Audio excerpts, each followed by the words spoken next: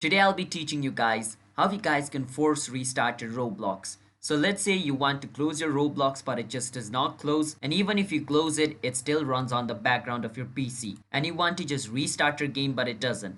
So let me show you how we guys can do that. Well, the first method is just restart your PC, just like, if you restart your PC, it's going to be forced to shut down, and once you open it, you can reopen it again. And the second method is this. You just need to search for Task Manager on your Windows on your PC. And once you open a Task Manager, if your Roblox is running on the background, it should appear over here. Once it appears over here, you can just right click on it and click on End Task. Once you click on End Task, your Roblox will completely shut down, which means it's also not going to run on the background. As you guys can see, it's nowhere to be found. So now after it's closed, what I need to do is just search for Roblox again and open it. That is how you guys can force a restart on Roblox if it is causing a problem. But normally if you just click on the cross at the top right, it should close easily without any problem. So I hope you understand how you guys can close Roblox and restart it.